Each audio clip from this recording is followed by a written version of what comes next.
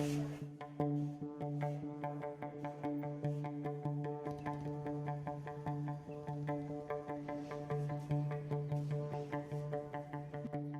the name of prohibition, we are directing the wheat trade in a certain direction.